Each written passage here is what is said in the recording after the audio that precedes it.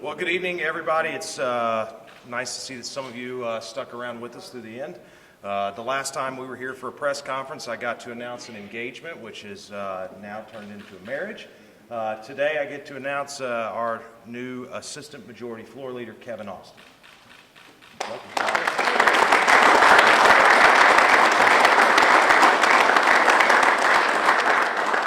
Today marks the end of what has been a very successful year for the Missouri General Assembly and an incredibly successful year for this caucus. We once again delivered another balanced budget. Municipal court reform was a marquee piece of legislation, medical malpractice tort reform, welfare reform, and a comprehensive agriculture bill. Today, we once again continued our historic record of bills vetoed and overridden by the governor, including legislation to ensure that A-plus scholarship dollars are available to Missouri residents and bringing minimum wage certainty to the state. Obviously, I'm disappointed that right to work didn't pass. I believe it's good economic policy for this state, but I also know it's a very difficult issue for some members of our caucus.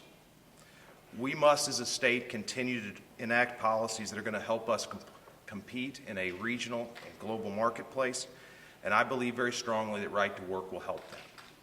Despite right to work being a difficult issue, we're going to continue to work on the issue in our caucus, and we're going to work together on other policies that make Missouri an easier place to live, work, and raise a family in.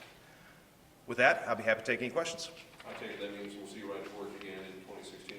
Well, I think we're going to continue to discuss the effort, and what that means in terms of a specific legislative proposal is something to be decided another day.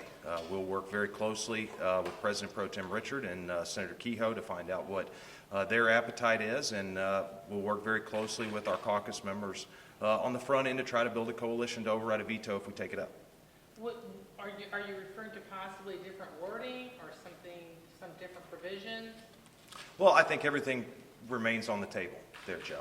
Obviously, there were some concerns with a few specific provisions of the bill. We'll be open to changing those, but we'll be open to any proposal that we think brings more economic freedom to this state. And our mission and one of the priorities of this caucus has been economic development for a long time.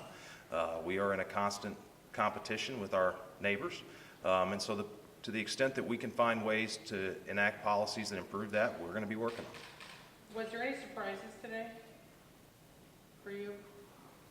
No, I think the day went about like a lot of people expected it to go.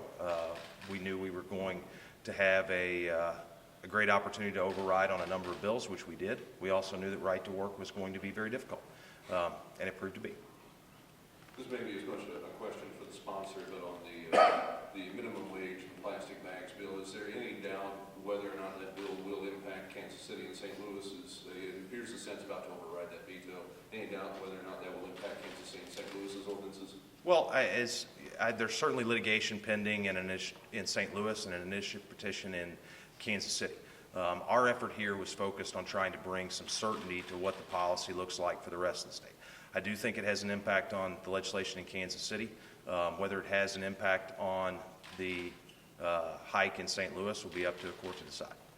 What does it say about the more broader national push for right to work if it can't pass in a state that has Republican supermajorities in both chambers? There hasn't been a single state that has enacted right to work without a Republican governor. I don't think it says anything about the right to work movement. Right to work has been an issue that's been gaining traction across the Midwest, and including in some states that nobody ever thought right to work would be possible in, like Indiana and Michigan and Wisconsin. So I'm proud of how far we've been able to take the issue, despite not having a governor who supports the policy. Now, as far as the unemployment bill, the Senate did vote. Of course, the governor's claiming that should have been done if they were going to do it during the session. Do you expect any sort of legal fight over that, or are you saying anything?